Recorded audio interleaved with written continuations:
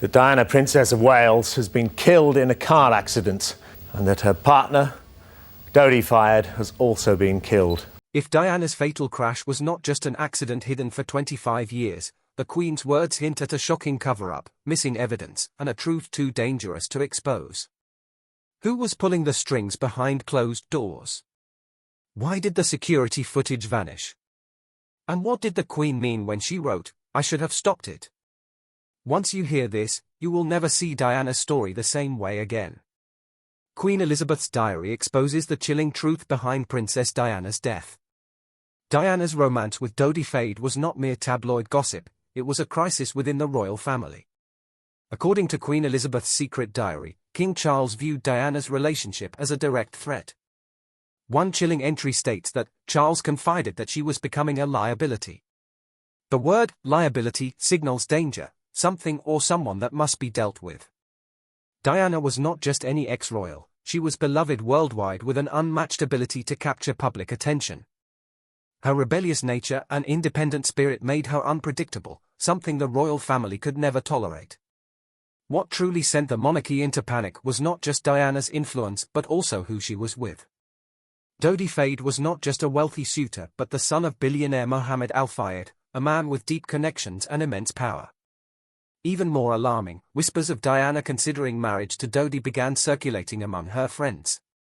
For a monarchy built on control and tradition, the idea of a Muslim stepfather to the future King William was beyond unacceptable, it was a nightmare scenario. Behind palace walls, anxiety turned to desperation, and the Crown's PR machine scrambled for damage control. But what happened next was far worse than spin and rumors. The Queen herself wrote, "I never imagined it would escalate like this." Did she underestimate the fear brewing within her circle, or had a plan been set in motion, one designed to stop Diana before she could go any further? Prince Philip was never one to sugarcoat his words. According to the Queen's diary, he saw Diana as a loose cannon that needed to be controlled. He had tried everything, criticizing her activism, limiting her charity work, and even commenting on her fashion choices, but nothing worked. Diana's humanitarian efforts directly contradicted the monarchy's calculated neutrality. She was warm, empathetic, and deeply connected to people in a way the royals never could be, which infuriated them. The Queen's diary even suggests that Philip viewed her as an attention seeker obsessed with playing the victim.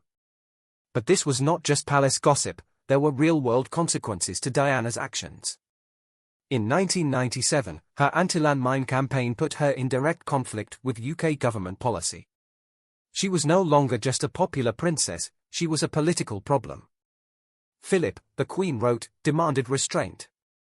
But restraint in what way? Philip had strong connections to intelligence circles, and Diana's actions angered those who valued stability over sentiment. Did someone interpret his words as a call to stop her permanently? Or was the hostility toward her enough to create an environment where people believed they were justified in acting against her?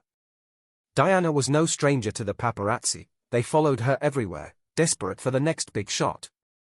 But the diary hints that this was not just relentless media chaos, it was something more calculated. Royal aides reportedly discussed using the press as a weapon, leaking her whereabouts to make her feel trapped. The Queen's words are cryptic but suggestive. What if others did not dismiss the idea? That summer, Diana was finalizing plans to go public in a way the monarchy feared. Exclusive interviews were on the horizon, and rumors swirled of a tell-all memoir, one that could expose secrets no one wanted revealed. Then suddenly, the press seemed to know her every move. They swarmed her in Paris in a frenzy beyond anything before. Was it pure coincidence, or was someone pulling strings behind the scenes, ensuring she was placed in the perfect storm? And then there was Henri Paul, her driver that night, someone whose story does not add up. Henri Paul was not just a reckless chauffeur who had one too many drinks. The Queen's diary hints at something far darker. MI6 files link him to pressure from shadowy figures, but by whom? He was a man trained in security, someone who knew the risks. Yet, he made inexplicable choices, taking a dangerous route, ignoring standard safety protocols, and driving erratically beyond what mere intoxication could explain. Then there was the blood test, which showed lethal levels of alcohol and antidepressants. However, forensic experts later questioned its authenticity. Some of the samples contained preservatives found only in stored laboratory blood, suggesting the evidence may have been tampered with. If that is true, who planted the false results? Who needed Henri Paul to look like the villain?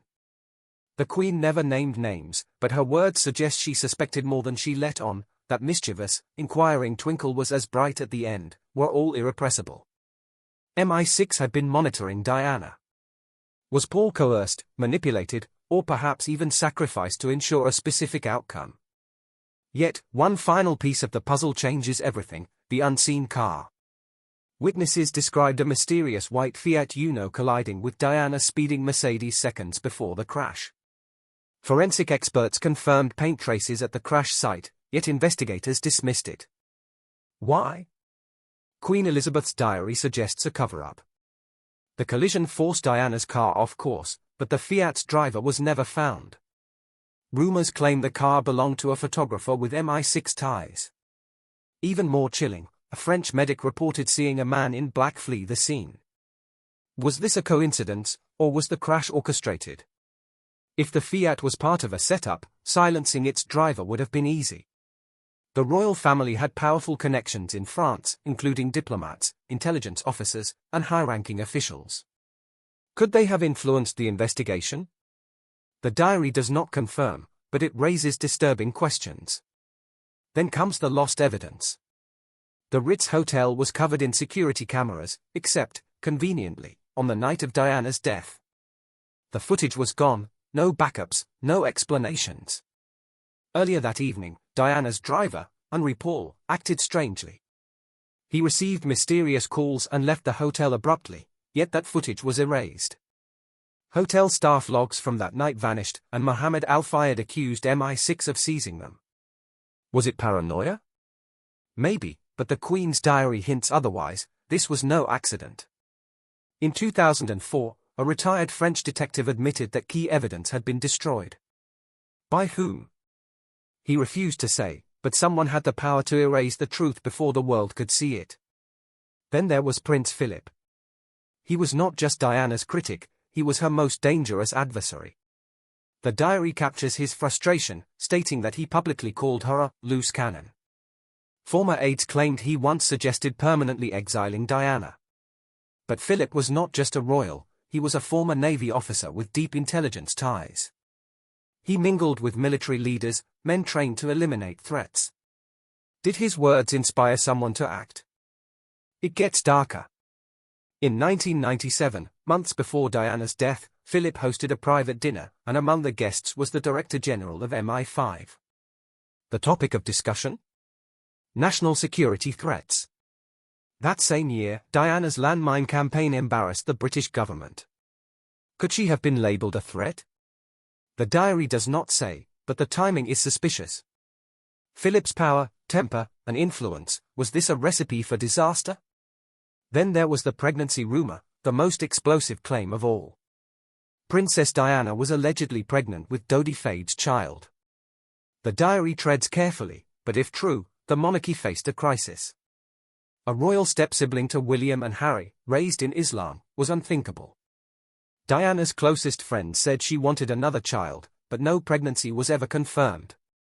Yet, a Paris nurse claimed she tested Diana for pregnancy just hours before the crash, and that report disappeared. The Queen's diary describes it ominously, a motive fabricated in shadow. Even if the pregnancy was only a rumor, the fear alone was enough. The monarchy had survived many scandals, but a biracial Muslim heir linked to Diana's legacy could have shattered public trust in the crown. The diary never confirms the pregnancy, but it reveals the royal family's terror at the mere thought of it. And fear makes people do terrible things. Then there was King Charles's desperation. What was he willing to sacrifice to protect the monarchy? How far would he go to silence the woman who threatened its future? The crown's deepest fear wasn't just public humiliation, it was the possibility of losing the throne altogether. The Queen's diary reveals that Charles's greatest fear was being deemed unfit, which could lead to him being bypassed in favour of Prince William. Diana's 1995 BBC interview had already turned Charles into a villain in the eyes of the world. With 23 million viewers watching, she publicly humiliated him. But this wasn't just about his image, it was about his future. The royal succession was not set in stone. If the Queen deemed him unworthy, she had the power to name William as her direct successor. The diary hints that Charles became obsessed with this possibility. He reportedly told aides, "She's destroying us all." Fear turned to paranoia, and paranoia led to desperate actions. Weeks before Diana's fatal crash, Charles had meetings with MI6 agents. Were they routine discussions or something far more calculated? The diary doesn't confirm, but it raises a chilling question: how far would a future king go to protect his crown? Then came the royal lockdown. Just minutes after Diana's crash, Buckingham Palace went into crisis mode. According to the diary, Balmoral became an impenetrable fortress, phone logs erased, staff briefed, statements rehearsed. Why? Because her death wasn't just a tragedy, it was a PR disaster for the monarchy. The Queen waited 5 days to address the public. 5 days. Why the delay? The diary claims senior aides spent that time crafting the perfect narrative. King Charles's phone records were reportedly scrubbed, too many questionable calls, too many loose ends. Even Prince Philip's television statement was rehearsed multiple times to prevent any missteps. And then there was the smoking gun, a leaked memo from 1997 instructing all staff to align their statements. No deviations. Circle the wagons. But what were they protecting? The institution? The royal family's reputation? Or something far darker? The diary's final words on the matter are chilling: "We had to protect the institution." But at what cost? Then there was the mysterious doctor. Princess Diana's crash happened at 12:23 a.m., yet she did not arrive at the hospital until nearly 2 a.m., an hour and a half later. Why the delay? The diary hints at a shadowy figure. Witnesses claim a man in a suit, not a medic, arrived at the crash scene within minutes. He directed first responders, seemingly taking control of the situation. But here's where things get strange: this so-called doctor was never identified by French authorities. Who was he? The diary suggests he was no ordinary passerby but a royal-appointed specialist sent to assess the situation. But assess for what? To ensure Diana did not survive long enough to speak. To tamper with evidence? Even stranger, Diana's bodyguard, Trevor Rees-Jones, the only survivor of the crash, later said, "I don't remember seeing any doctor." If that's true, was this mysterious figure a ghost, a fixer, or was his presence simply erased from the official record? The timeline doesn't add up. Paramedics confirmed Diana was still alive at the crash scene, she had a pulse. Yet, by the time she arrived at the hospital, she was gone. Was this just an unfortunate delay, or was something far more sinister at play? And then came the letter. 10 months before her death, Princess Diana wrote a. Princess Diana's chilling note read, "I'm being followed. My car is being tampered with. I fear King Charles wants me dead." The Queen's diary confirms she saw this letter, yet it was buried in the royal archives. "I read it," she wrote. "Guilt haunts me." This letter wasn't just a wild theory, it was real. Though it had been leaked years ago, the royal family dismissed it as paranoia. However, Princess Diana's lawyer confirmed that she feared for her life and had even named specific individuals in private meetings. After her death, the letter mysteriously disappeared from official records. The Queen's diary admission is explosive: if she knew Diana felt threatened, why wasn't she protected? Even more disturbingly, why did the palace dismiss the letter as irrelevant during the official inquest? Was this proof that they knew the danger and ignored it, or worse, were they complicit? The Queen's guilt speaks volumes, but what exactly was she guilty of? Ignoring the warning or enabling the very thing Diana feared most? Then there was the missing bodyguard. Trevor Rees-Jones, the only survivor of the crash, held the key to what truly happened that night. But why couldn't he remember anything? Was his amnesia just a coincidence or something more deliberate? The Queen's diary suggests hypnosis sessions later uncovered troubling gaps and even threats. Trevor's injuries were severe, yet he insisted, "I remember nothing after leaving the Ritz." Strange, right? Even stranger, his initial statements contradicted forensic evidence. He swore driver Henri Paul was sober, but toxicology reports told a different story. Years later, a hypnotist reportedly helped him recover fragments of that night. He recalled men in suits approaching the wreckage, a voice shouting, "Stop them!" But before he could say more, he went silent. The diary hints at something sinister. Trevor survived the crash, but not the aftermath.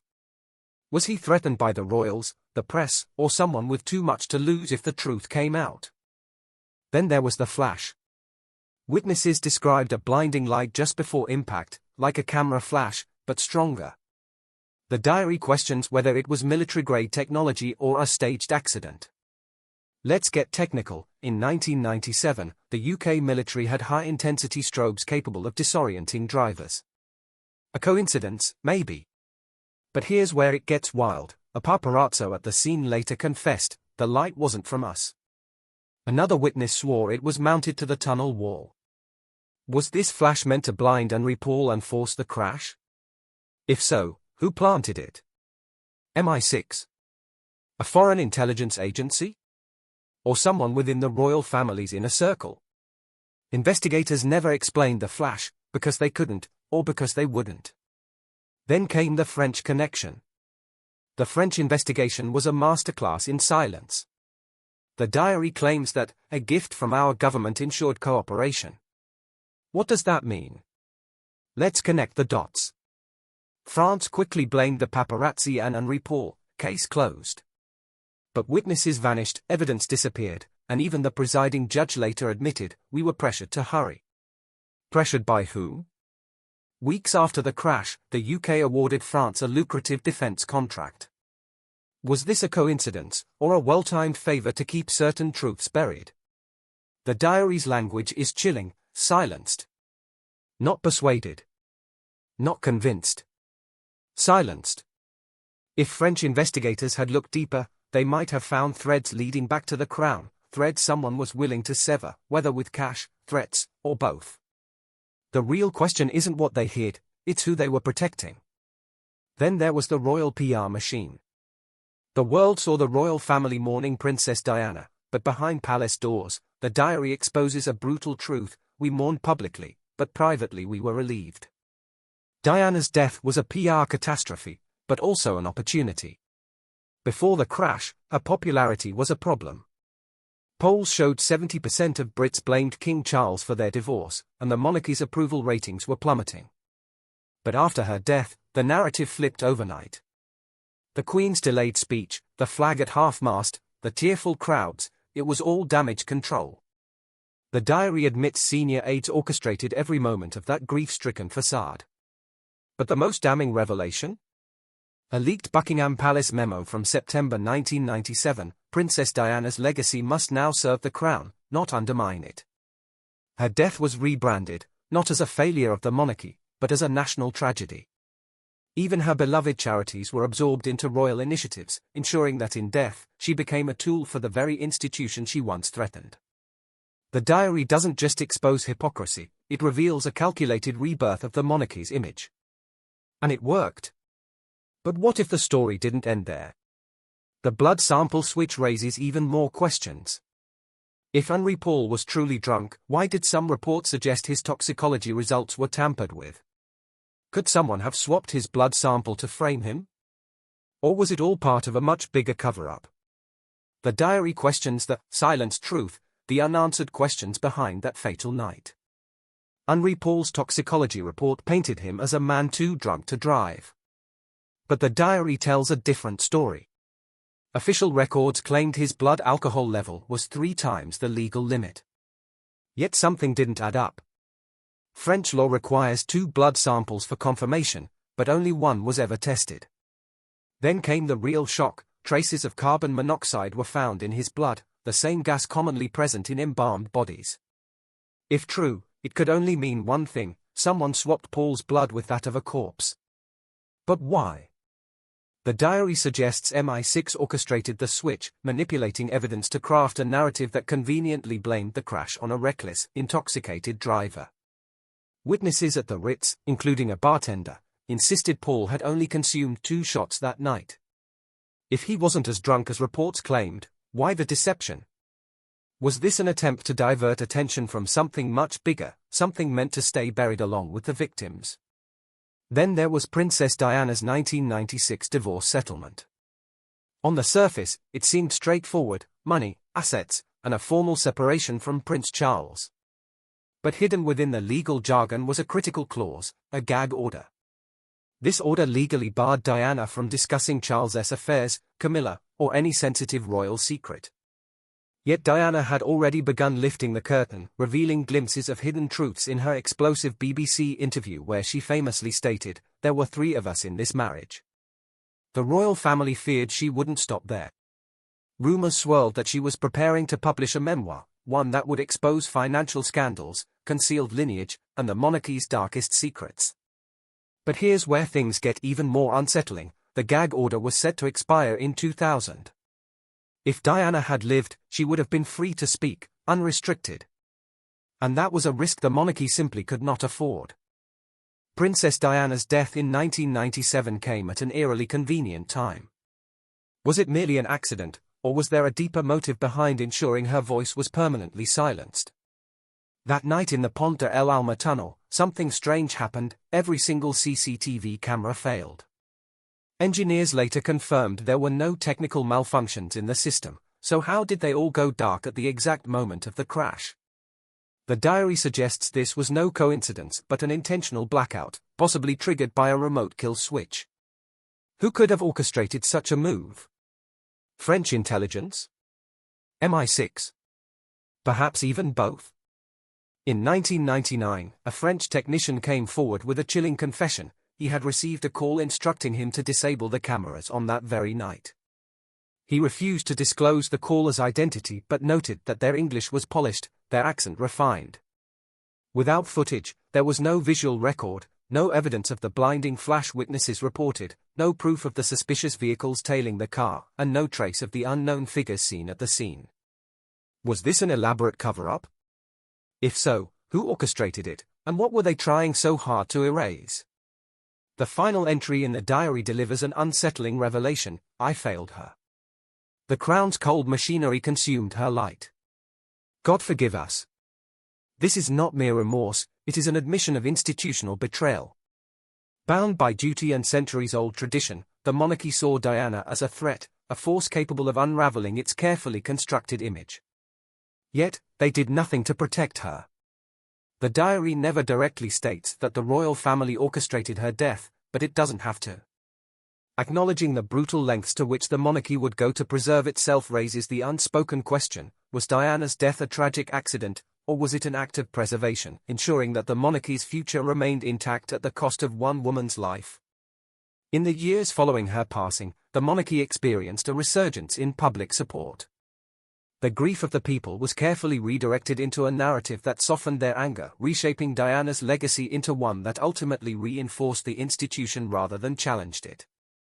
Her rebellious spirit was erased, and her causes were absorbed into royal family initiatives. The timing, the inconsistencies, and the orchestrated silence all suggest that this was more than mere coincidence. If the royal family did hide the truth, will we ever uncover it, or will Diana's story remain locked away in that diary forever?